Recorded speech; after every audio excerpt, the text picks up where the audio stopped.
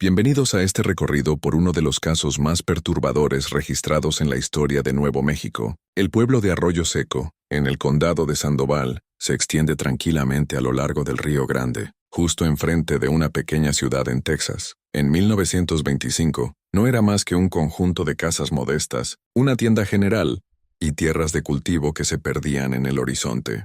La mayoría de los relatos históricos del condado de Sandoval de esa época se centran en avances agrícolas o en la política local ocasional, pero en los archivos del sótano de la Sociedad Histórica del Condado de Sandoval, guardados en una caja dañada por el agua y etiquetada simplemente como Correspondencia 1925-1930, reposa una colección de cartas que permaneció sin examinar hasta 1985. Estas cartas, intercambiadas entre Antonio Valdés e Isabela Morales, contienen detalles tan inquietantes que el archivista de la Sociedad Histórica que las descubrió contactó inmediatamente a las autoridades locales. Lo que siguió fue una breve investigación que se cerró rápidamente y en silencio. Las cartas fueron selladas y casi olvidadas. No fue hasta 1989, cuando la historiadora Laura Rivera solicitó acceso a materiales para un libro sobre correspondencia rural de principios del siglo XX, que las cartas resurgieron. Rivera nunca completó su libro. En cambio, compiló una colección privada de notas que permaneció inédita hasta su muerte en 1990, cuando su hijo las encontró en un cajón cerrado con llave. Lo que sigue se basa en las notas de Rivera, registros del condado y testimonios, recopilados de residentes ancianos de Arroyo Seco durante la breve investigación de 1985. Los nombres de ciertos individuos han sido alterados para proteger a sus descendientes, pero los lugares y la cronología se mantienen fieles según la documentación disponible. Antonio Valdés llegó a Arroyo Seco en marzo de 1923, comprando una casa modesta de 2 pisos en las afueras del pueblo. Los registros del condado lo listan como proveedor de suministros médicos, aunque una investigación posterior revelaría que no tenía entrenamiento médico formal ni licencia comercial. Los vecinos lo describían como educado pero reservado. Se mantenía aislado. Hacía sus compras en la tienda general con conversaciones mínimas y rara vez se le veía después del atardecer. La casa que compró había pertenecido previamente a la familia López, que se había mudado a Albuquerque tras la muerte de su hijo menor por tuberculosis. La propiedad incluía un pequeño cobertizo, que Antonio convirtió rápidamente en lo que llamaba su taller. Relatos locales sugieren que entregas a este taller ocurrían mensualmente, usualmente después del anochecer, desde un carro que venía de la dirección de la frontera con Texas, cruzando el río. Antonio estableció una rutina en Arroyo Seco que despertaba pocas sospechas. Asistía a los servicios dominicales en la Iglesia Católica, aunque nunca participaba en las reuniones sociales posteriores. Se suscribía a varias revistas médicas, que el cartero, Manuel Ortega, recordó más tarde que a menudo venían acompañadas de paquetes de universidades en Denver y Houston. Las entregas a su taller se convirtieron en tema de especulación silenciosa entre sus vecinos más cercanos, particularmente la familia García, cuya granja lindaba con la propiedad de Antonio al este. Pedro García, de 18 años en ese momento, le contó más tarde a los investigadores que una vez vio a hombres descargando lo que parecía una caja de madera larga de un carro bien entrada la medianoche. Cuando su padre lo cuestionó al día siguiente, Antonio explicó que había recibido un envío de equipo especializado que requería manejo cuidadoso. El padre García, según el testimonio de su hijo, no insistió más en el asunto, aunque después instruyó a su familia a evitar la propiedad de Antonio. Durante su primer año en Arroyo Seco, Antonio hizo 3 viajes extendidos fuera del pueblo, cada uno durando aproximadamente 3 semanas. Los registros del condado muestran que presentó notificaciones de viaje al cartero local,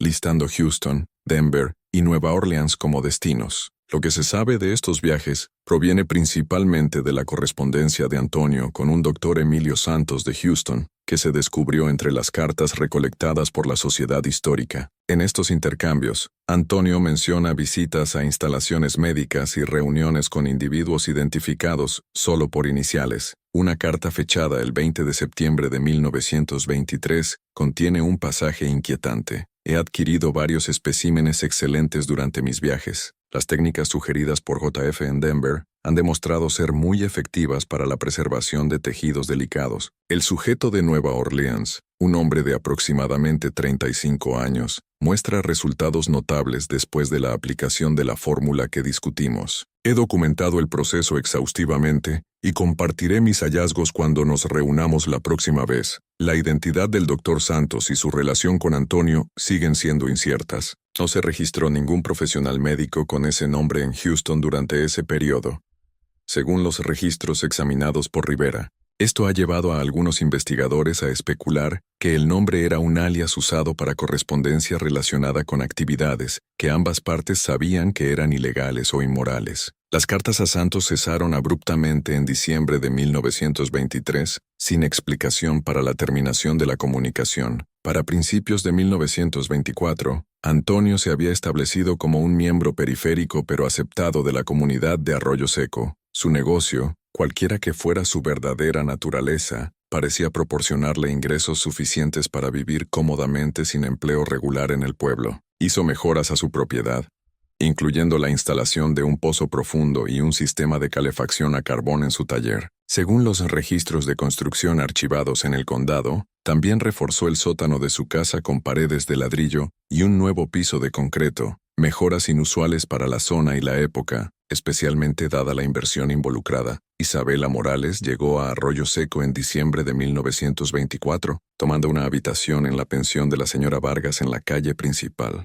Los registros del condado la indican como viuda de Tucson, Arizona, aunque una investigación posterior no encontró registro de su matrimonio previo. La señora Vargas la describió como una mujer atractiva de unos 35 años, bien hablada y educada, con una intensidad peculiar en sus ojos. Isabela le contó a la señora Vargas que había venido a Nuevo México en busca de un nuevo comienzo, habiendo perdido a su esposo por una enfermedad larga y dolorosa. Encontró empleo como asistente en la práctica médica del Dr. Ramírez, donde demostró un conocimiento considerable de anatomía y procedimientos quirúrgicos, a pesar de no tener entrenamiento formal. Los registros del Dr. Ramírez, preservados en los archivos médicos del condado, notan que la señora Morales muestra una fascinación inusual por casos terminales y ha solicitado estar presente durante los momentos finales en múltiples ocasiones. La llegada de Isabela a Arroyo Seco coincidió con un invierno severo que detuvo casi por completo los viajes durante varias semanas. Con pocos pacientes capaces de llegar a la práctica del Dr. Ramírez durante este período, Isabela pasó mucho tiempo organizando la biblioteca médica del doctor y asistiendo en la preparación de varios compuestos y tinturas usados en tratamientos. La esposa del Dr. Ramírez, María, quien a menudo ayudaba en la práctica, recordó más tarde que Isabela mostraba un conocimiento extenso de preservativos químicos y sus aplicaciones. Hablaba de diversas fórmulas para embalsamar con el entusiasmo que la mayoría de las mujeres reserva para recetas o moda. Le contó María Ramírez a los investigadores en 1985. El doctor Ramírez lo encontró peculiar, pero lo atribuyó a sus experiencias cuidando a su difunto esposo.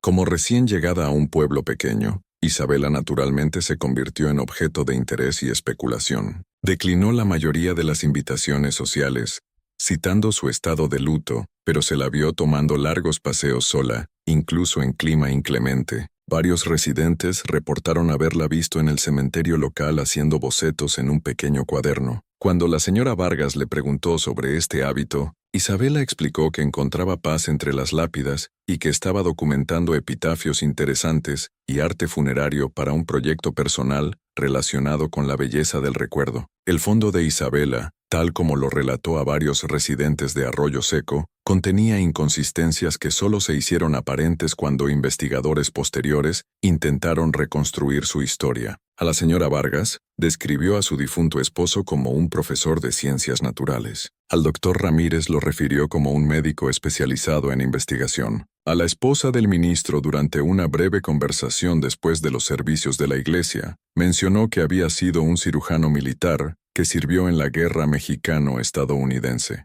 No se han encontrado registros que confirmen la existencia de un Roberto Morales que coincida con cualquiera de estas descripciones y que haya muerto en Arizona en los años previos a la llegada de Isabela a Arroyo Seco. El primer encuentro documentado entre Antonio e Isabela ocurrió el 15 de enero de 1925, cuando Antonio acudió a la oficina del Dr. Ramírez quejándose de dolores de cabeza persistentes.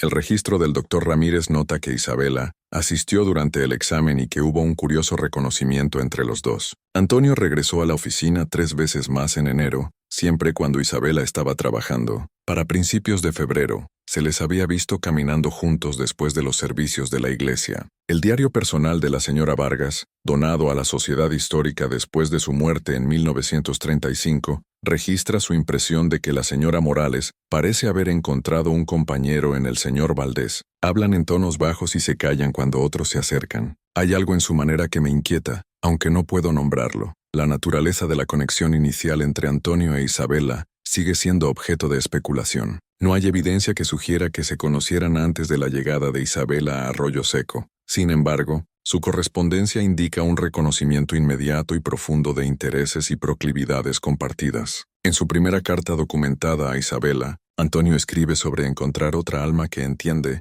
sugiriendo que algo en sus interacciones breves había revelado una comunalidad más allá de la compatibilidad social ordinaria. La primera carta descubierta en la colección está fechada el 20 de febrero de 1925, de Antonio a Isabela. Lee en parte: Mi queridísima Isabela, no puedo expresar el profundo reconocimiento que sentí al conocernos. Encontrar otra alma que entiende la belleza de la quietud, la perfección del momento final, es más de lo que había esperado en esta vida. Tus palabras sobre el fallecimiento de tu difunto esposo despertaron en mí un parentesco que he buscado durante mucho tiempo. Creo que tenemos mucho que discutir sobre nuestra apreciación compartida, por lo que otros temen reconocer.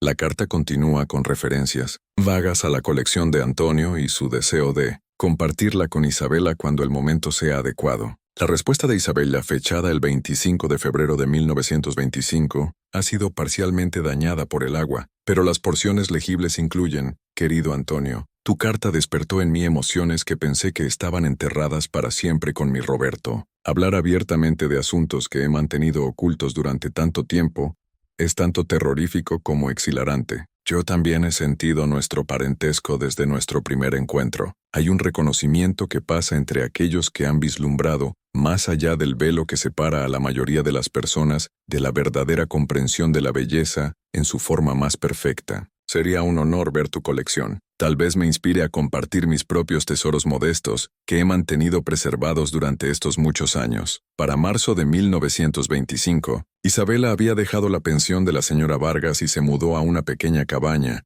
aproximadamente a 1 kilómetro de la propiedad de Antonio. La cabaña, según los registros de tierras, era propiedad de Antonio, quien la había comprado el año anterior pero nunca la ocupó. Los vecinos reportaron verlos juntos con frecuencia, aunque rara vez socializaban con otros habitantes del pueblo. Rosa Martínez, quien operaba la oficina de correos en 1925, le contó más tarde a los investigadores que Antonio e Isabela intercambiaban cartas a pesar de vivir cerca. Las entregaban en persona en lugar de enviarlas por correo, recordó Martínez en una declaración de 1985.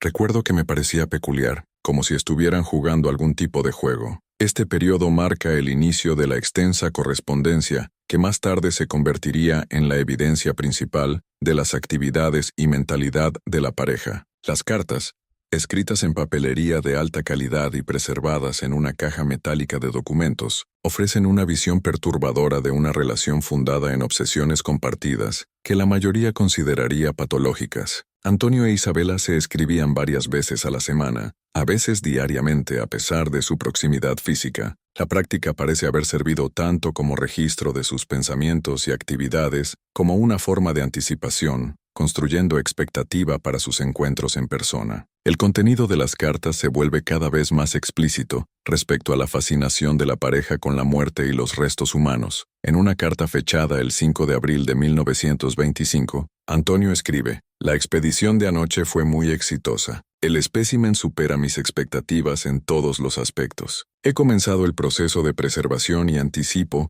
completar el trabajo básico para fin de semana. Luego viene el arte, la posición, el trabajo de detalles finos que transforma meros restos en algo trascendente. Me encuentro ansioso por tu evaluación, tu ojo artístico, Las técnicas que describiste de tu tiempo con Roberto ya han demostrado ser valiosas para abordar los desafíos presentados por las características inusuales del sujeto. Isabela continuó trabajando en la práctica del Dr. Ramírez durante la primavera de 1925, aunque sus horas se volvieron irregulares. Los registros del doctor indican que solicitó y le fue concedido permiso para asistir principalmente a pacientes ancianos y aquellos con condiciones terminales. El doctor, quizás ingenuamente, atribuyó esta preferencia a su experiencia cuidando a su difunto esposo y su comodidad con los aspectos emocionales del cuidado al final de la vida. Lo que nadie en Arroyo Seco sabía en ese momento era que Isabela estaba documentando metódicamente la progresión de diversas enfermedades y los cambios físicos acompañando la muerte.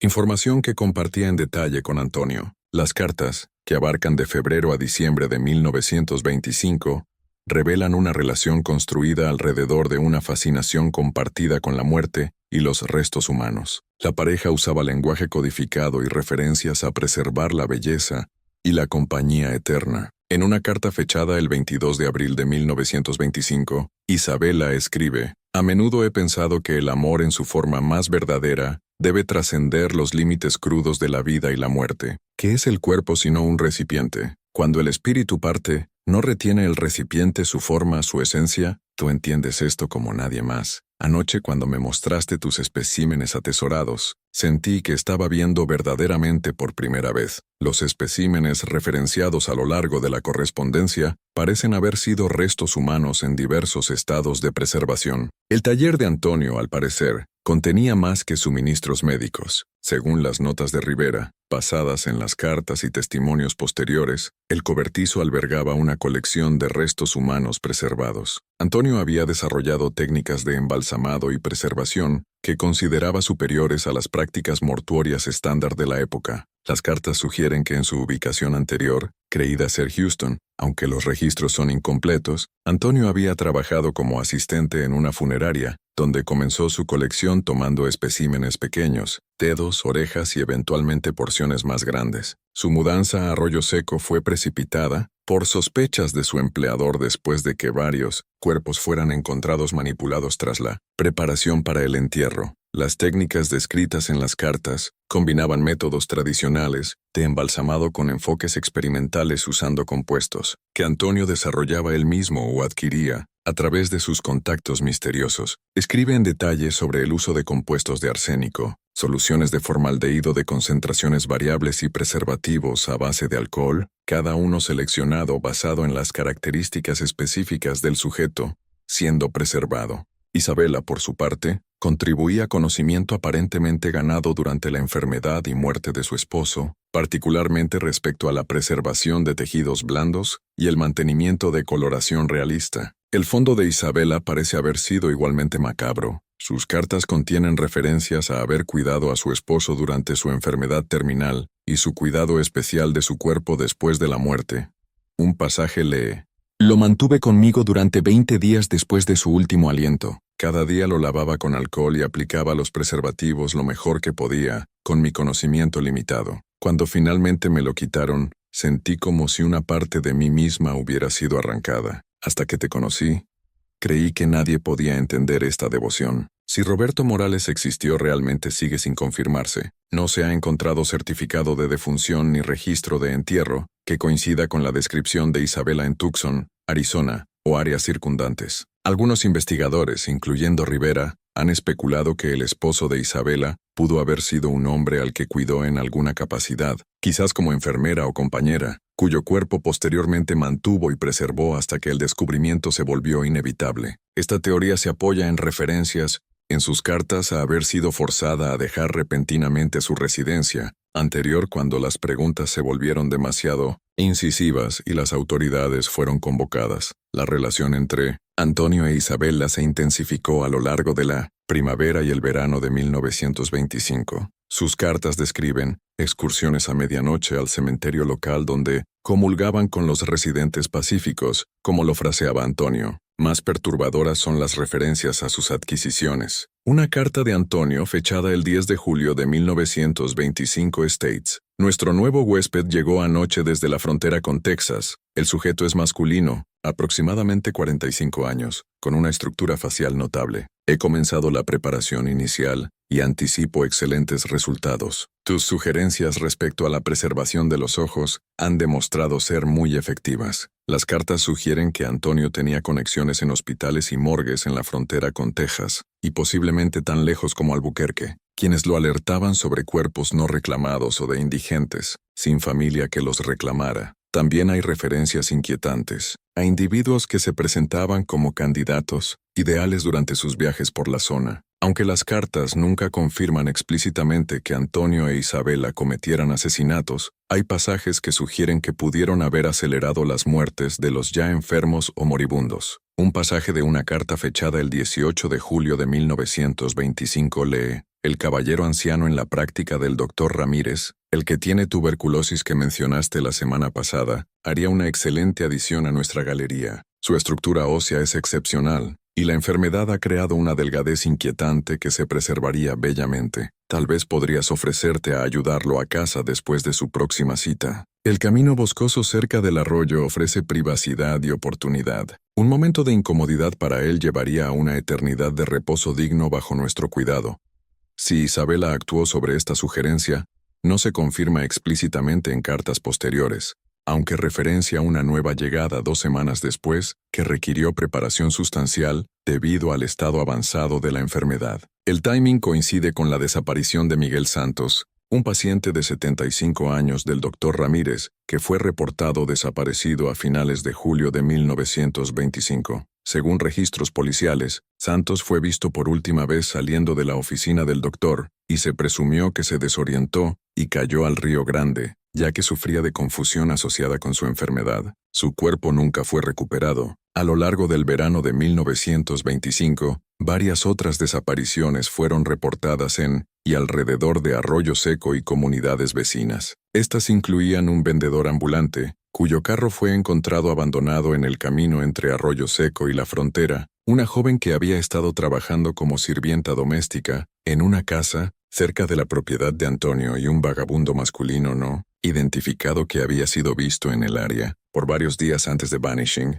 Ninguna de estas desapariciones fue vinculada concluyentemente a Antonio e Isabela en ese momento, aunque las cartas contienen referencias a nuevas adquisiciones que corresponden aproximadamente con las fechas en que estos individuos desaparecieron. Las cartas también revelan que las actividades de la pareja se extendían más allá de la mera colección y preservación de restos. Se involucraban en lo que llamaban arreglos artísticos, la posición de cuerpos preservados o partes del cuerpo en tabló que encontraban estéticamente agradables o emocionalmente significativos. Antonio escribe de crear una reunión familiar en la cena, cada miembro congelado en una expresión de contentment perfecto, y amantes abrazados en quietud eterna. Las contribuciones de Isabela parecen haberse enfocado en los detalles más finos, la posición de manos, el arreglo de rasgos faciales y la selección de ropa o telas para realzar el efecto general. Para agosto de 1925, según la correspondencia, Antonio e Isabela habían formalizado su relación en una ceremonia privada que referían como su unión eterna.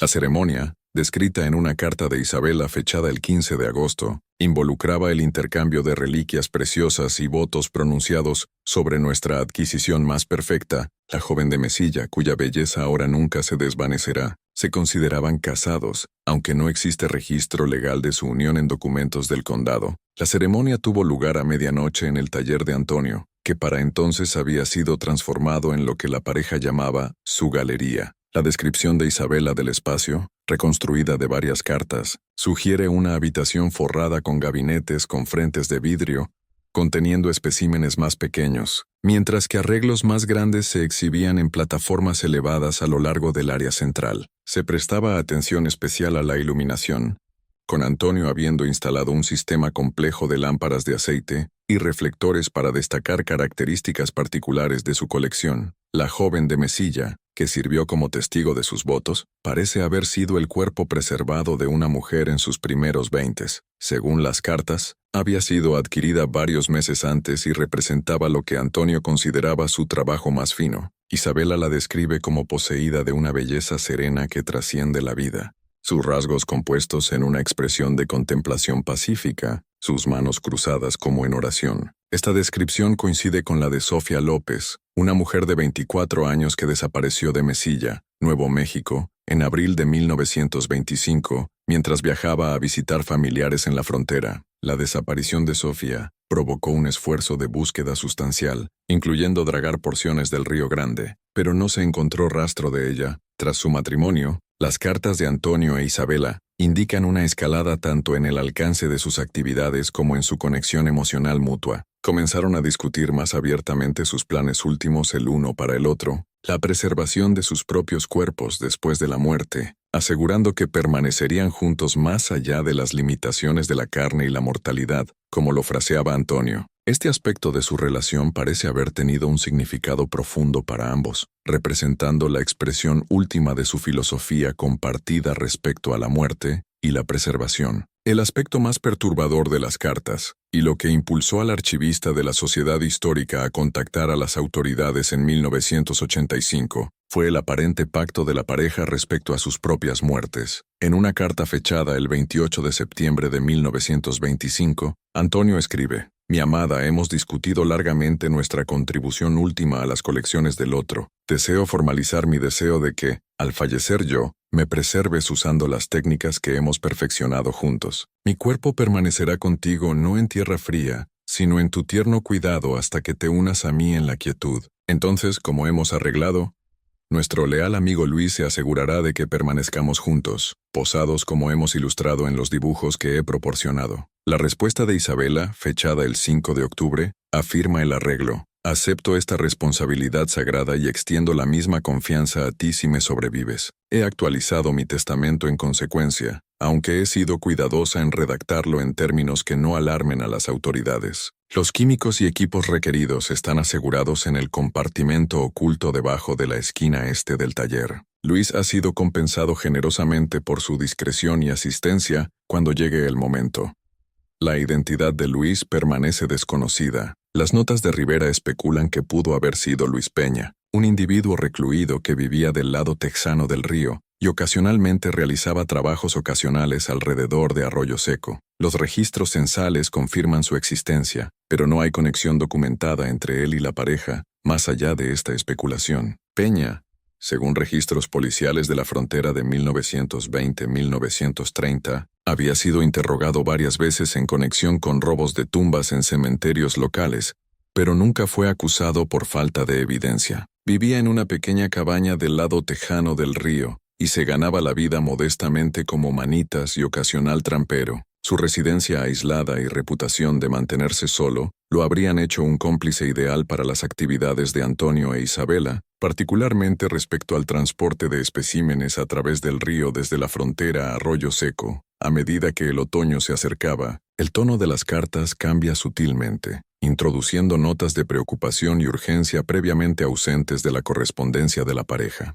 Aparecen referencias a atención no deseada de vecinos y menciones específicas a la curiosidad creciente del Dr. Ramírez respecto a suministros médicos que habían desaparecido de su práctica. Una carta de Isabela fechada el 12 de octubre de 1925 states: «El Dr. R. hizo una pregunta directa hoy respecto a las botellas faltantes de formaldehído y ácido carbólico. Desvié lo mejor que pude, sugiriendo que quizás las usó él durante mi ausencia y las olvidó. No pareció completamente convencido. Debemos ejercer mayor cautela en nuestras adquisiciones en adelante». Para finales de octubre, las preocupaciones de la pareja se habían expandido más allá del Dr. Ramírez. Antonio escribe sobre actividad inusual alrededor de su propiedad por la noche, y su sospecha de que Pedro García, el hijo adolescente del granjero vecino, había estado observando el taller desde el campo adyacente. La curiosidad del chico podría resultar problemática, nota. Si vislumbra nuestra galería, incluso accidentalmente, las consecuencias serían graves.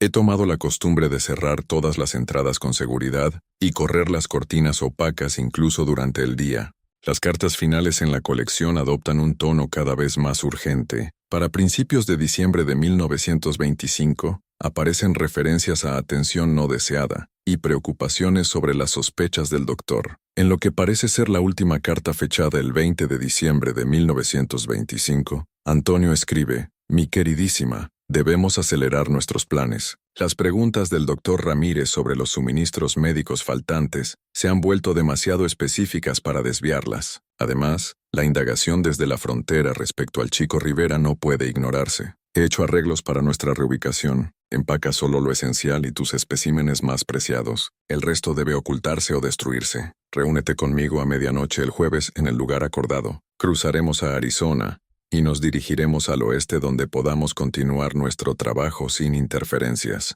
El chico Rivera referenciado en la carta de Antonio probablemente se refiere a Juan Rivera, un joven de 19 años que desapareció de la frontera el 10 de diciembre de 1925. Según cuentas de periódicos de la época, Juan había sido visto por última vez cruzando el puente a Arroyo Seco en un encargo para su empleador, un farmacéutico local. Su fracaso en regresar provocó una búsqueda que eventualmente se extendió a Arroyo Seco, donde oficiales de policía de la frontera hicieron indagaciones en varios negocios y residencias, incluyendo la propiedad de Antonio. Lo que sucedió después está documentado en cuentas fragmentarias de periódicos y registros del condado. El 25 de diciembre de 1925, un incendio estalló en la propiedad de Antonio, destruyendo completamente la casa y el taller.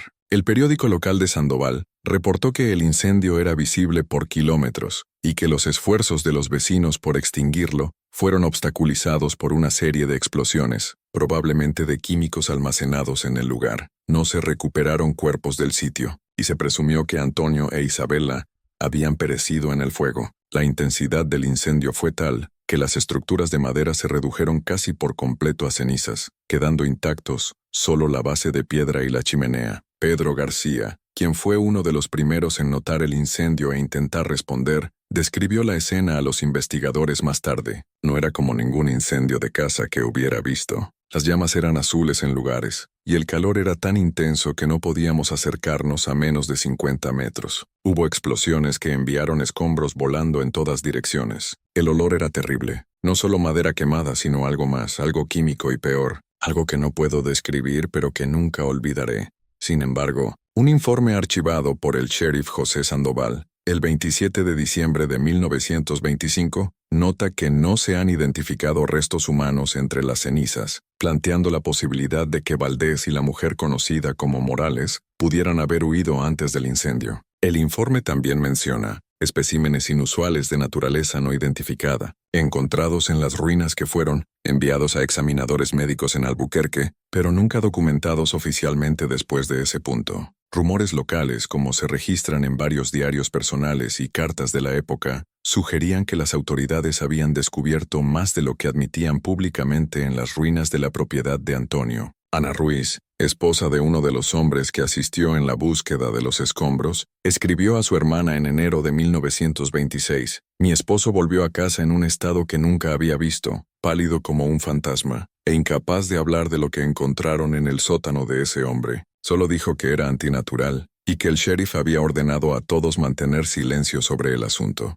Ha tenido pesadillas desde entonces, gritando sobre las caras y los ojos de vidrio. El rastro de Antonio e Isabela se enfría después de diciembre de 1925. Nunca se emitieron certificados de defunción, y no aparece documentación adicional de ninguno de los dos en Nuevo México o estados vecinos bajo esos nombres. Las cartas, de alguna manera preservadas en una caja metálica que sobrevivió al fuego, fueron encontradas durante la limpieza de la propiedad y eventualmente llegaron a la oficina de registros del condado, donde permanecieron sin atención por décadas. Cuando la historiadora Laura Rivera descubrió las cartas en 1985, intentó rastrear qué le sucedió a la pareja. Sus notas indican que siguió pistas a Arizona, Colorado y eventualmente California, rastreando reportes de casos similares, involucrando cuerpos desaparecidos e individuos con conocimiento médico viviendo en aislamiento. Ella creyó haberlos localizado en un pequeño pueblo costero en el norte de California, donde una pareja coincidente con su descripción había vivido desde aproximadamente 1926 hasta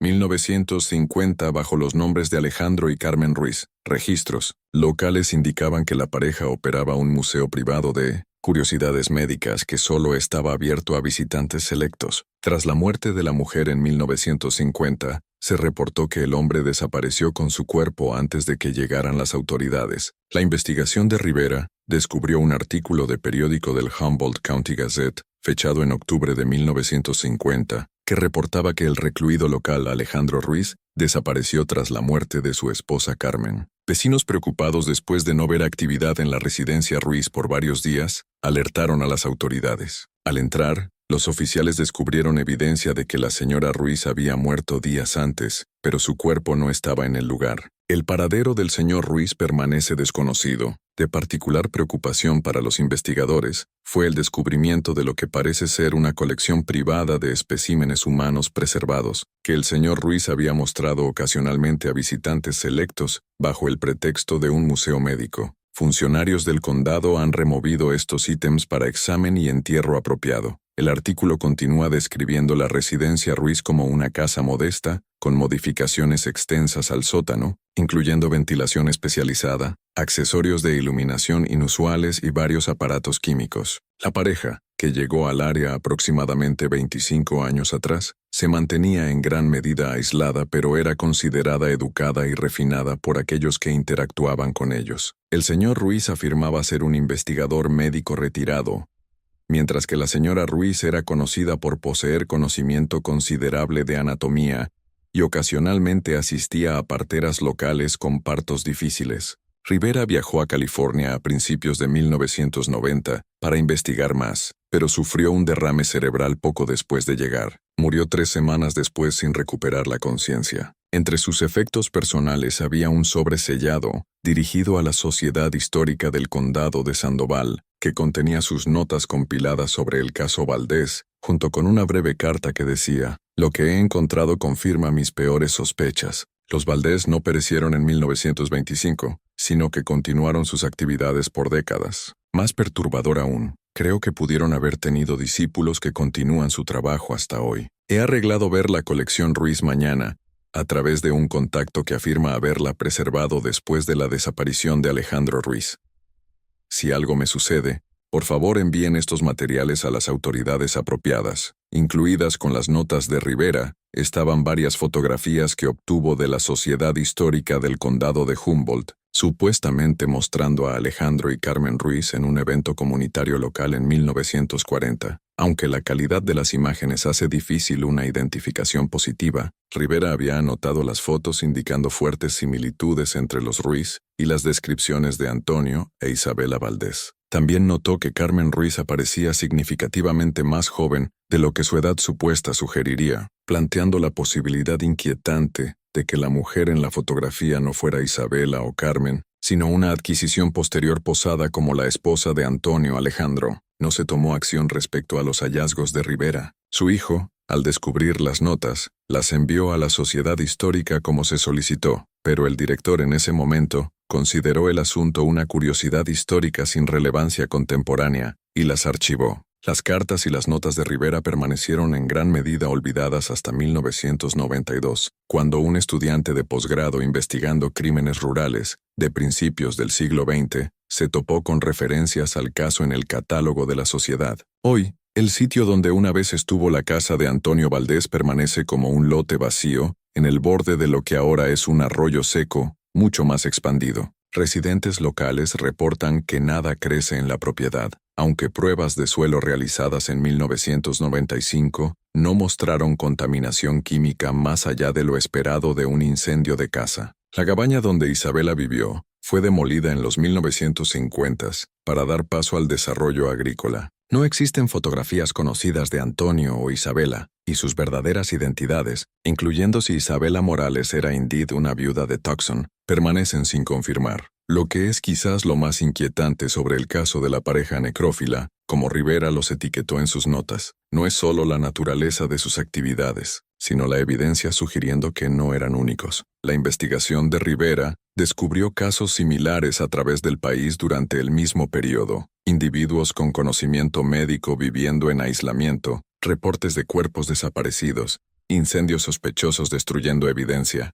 Ella postuló la existencia de una red suelta de individuos con ideas similares que compartían técnicas y a veces especímenes a través de correspondencia codificada. Si Antonio e Isabela eran parte de tal red o practicantes aislados de su oficio macabro permanece desconocido. En 1987, durante la renovación de un viejo edificio en la frontera con Texas, trabajadores descubrieron una habitación oculta conteniendo restos humanos preservados arreglados en poses realistas. Según cuentas de periódicos, los especímenes databan de principios de los 1900 y mostraban evidencia de técnicas de preservación sofisticadas, no consistentes con prácticas mortuorias estándar de la era. El edificio había albergado previamente una compañía de suministros médicos hasta 1925. Registros indican que Antonio Valdés había hecho compras regulares de esta compañía. El descubrimiento fue rápidamente contenido por las autoridades. Los restos fueron enterrados en tumbas sin marcar y el incidente recibió cobertura mínima en la prensa. El descubrimiento en la frontera proporciona una conexión potencial tentadora a las actividades de los Valdés. La compañía de suministros médicos Ortega e Hijos operó desde 1910 hasta 1925, cuando cerró abruptamente tras la muerte de su propietario Francisco Ortega, no relacionado con la familia granjera cerca de la propiedad de Antonio.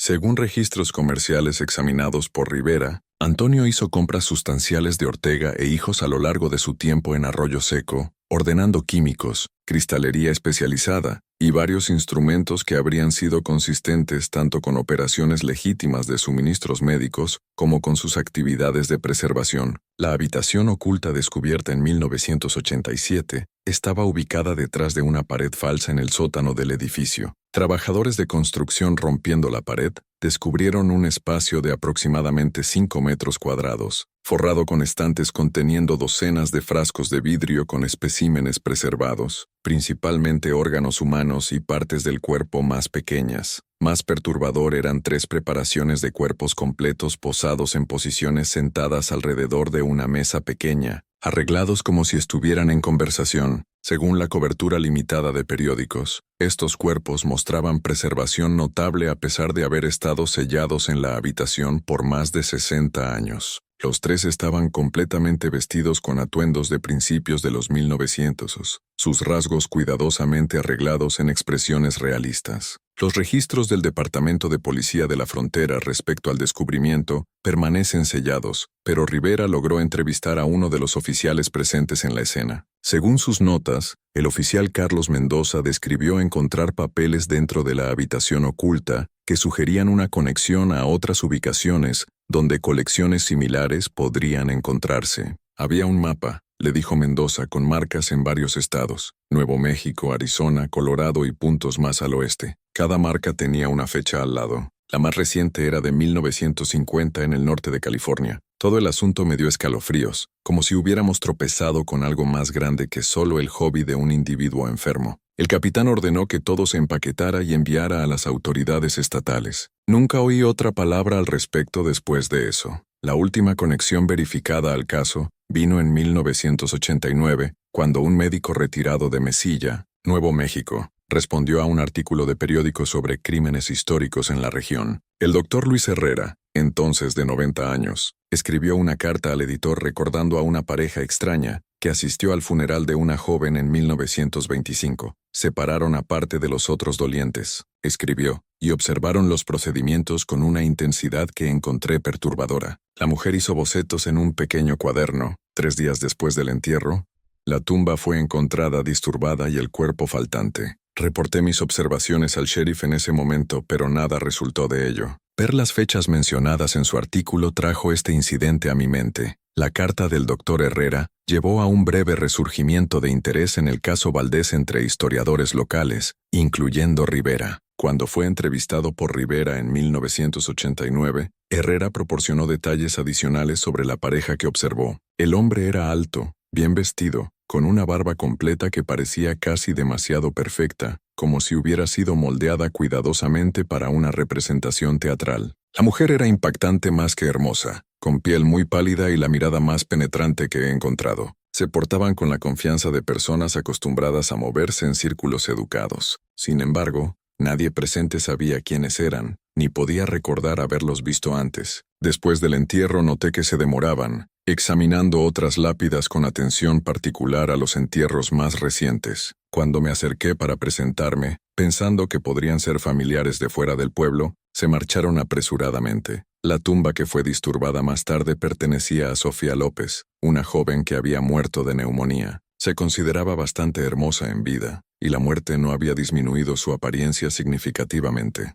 La descripción proporcionada por Herrera coincide con la de Antonio e Isabela según descripciones de residentes de Arroyo Seco, y el timing se alinea con referencias en sus cartas a adquirir la belleza de Mesilla, que más tarde jugó un rol central en su ceremonia de matrimonio. Esta conexión, si es precisa, proporciona uno de los pocos enlaces concretos entre las cartas de la pareja y eventos históricos verificados. Las cartas entre Antonio e Isabela Valdés, las notas compiladas por Laura Rivera y los reportes dispersos a través de décadas forman una imagen incompleta de una pareja unida por una obsesión macabra que trascendía nociones convencionales de amor y muerte. Su historia permanece como uno de los casos más perturbadores en la historia de Nuevo México, no por lo que se sabe, sino por lo que permanece oculto, tanto literal como figurativamente. Como Rivera escribió en su nota final, algunas verdades, una vez vislumbradas, no pueden ser ignoradas. Los Valdés entendían que la muerte no necesitaba ser el fin de la utilidad o belleza de uno, al menos en su vista distorsionada. Lo que me perturba más no es lo que hicieron, sino que encontraron en el otro el compañero perfecto para su oscuridad. Sugiere que no importa cuán desviados sean los deseos de uno, existe la posibilidad de encontrar otro que los comparta. En ese sentido, la suya es una historia de amor, quizás del tipo más terrorífico. Los archivos del caso Valdés fueron cerrados, oficialmente en 1990, con la conclusión de que no se justificaba investigación adicional dada el paso del tiempo y la muerte presunta de todas las partes involucradas. Las cartas permanecen en los archivos de la Sociedad Histórica del Condado de Sandoval, accesibles solo a investigadores con autorización específica. En cuanto a Antonio e Isabela, si indeed escaparon del incendio y establecieron nuevas identidades en otro lugar, han llevado la verdad completa de sus actividades a cualquier lugar de descanso que ultimately encontraron o crearon para sí mismos. La última entrada en las notas de Rivera, escrita el día antes de su derrame fatal, lee simplemente: creo que los he encontrado al fin, o lo que queda de ellos. Dios me ayude. Creo que lograron su deseo final. ¿Qué exactamente encontró en ese pueblo costero de California murió con ella? El Museo de Curiosidades Médicas que referenció nunca ha sido localizado, a pesar de indagaciones por investigadores subsiguientes. Algunos residentes locales recuerdan historias de una pareja recluida que se mantenía aislada, pero evidencia concreta permanece elusiva. En 1991, poco después de la muerte de Rivera, un incendio destruyó varios edificios en el pequeño pueblo costero de California que ella había estado investigando. Entre ellos estaba una casa abandonada en las afueras que los locales habían creído por mucho tiempo que contenía algo antinatural. Según cuentas de periódicos de la época, la casa había estado vacante desde 1950, tras la desaparición de su dueño después de la muerte de su esposa. Para cuando llegaron los bomberos, la estructura estaba completamente envuelta y nada se salvó de las ruinas. La causa del incendio fue listada oficialmente como desconocida, aunque persistieron rumores de un acto deliberado por personas familiarizadas con lo que la casa contenía. Tal vez sea mejor que algunos misterios permanezcan sin resolver, algunas puertas sin abrir. El caso de Antonio e Isabela Valdés se erige como un recordatorio perturbador de que la capacidad humana para la desviación conoce pocos límites, y que los monstruos más terroríficos no son seres sobrenaturales, sino personas ordinarias con obsesiones extraordinarias. En el tranquilo pueblo de Arroyo Seco, Nuevo México, pocos recuerdan a la extraña pareja que vivió brevemente allí en 1925. La tierra ha sido labrada, edificios han surgido y caído, y generaciones han pasado. Pero en algún lugar, quizás en una colección privada o un espacio de almacenamiento olvidado, el legado de los Valdés podría aún existir, preservado como sus especímenes contra el orden natural de la decadencia y el recuerdo. Para aquellos que estudian los aspectos más oscuros de la psicología humana, el caso Valdés representa una instancia rara documentada de psicopatología compartida. Dos individuos cuyos deseos aberrantes encontraron resonancia perfecta en el otro. Sus cartas revelan no solo los detalles de sus actividades, sino el marco psicológico que construyeron para justificarlas. Una filosofía que veía la muerte no como un final, sino como una transformación, una preservación de la belleza más allá de la corrupción de la vida y la vitalidad.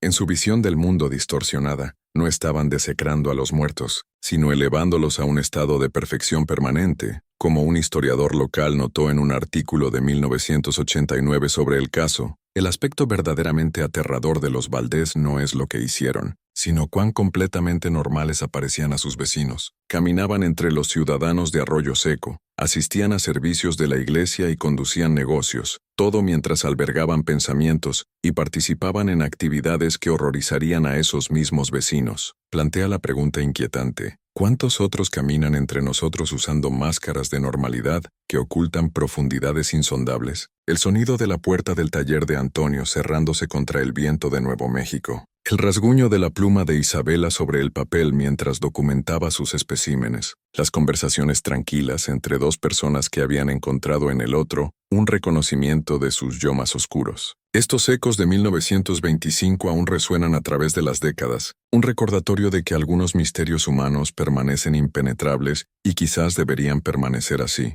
En 2010, durante la demolición de una propiedad abandonada en el norte de California, trabajadores descubrieron una habitación sellada en el sótano, conteniendo lo que parecían ser dos cuerpos momificados arreglados, en una posición de abrazo. La propiedad, que había cambiado de manos numerosas veces desde los 1930s, había pertenecido más recientemente a un individuo recluido que murió sin herederos. Registros del condado rastrearon la propiedad hasta un Alejandro Ruiz que la compró en 1926. El examen forense de los restos resultó inconcluso respecto a la identidad debido al estado avanzado de preservación y los tratamientos químicos inusuales aplicados. Los cuerpos fueron eventualmente cremados e inhumados en una tumba sin marcar. El incidente documentado solo en registros del forense del condado, con detalles mínimos. Si estos restos eran los de Antonio e Isabela Valdés, preservados como habían planeado en su pacto macabro, o otra manifestación de su legado perturbador, probablemente nunca se sabrá con certeza. El caso de la pareja necrófila de 1925 nos recuerda que las esquinas más oscuras de la historia a menudo permanecen inexploradas,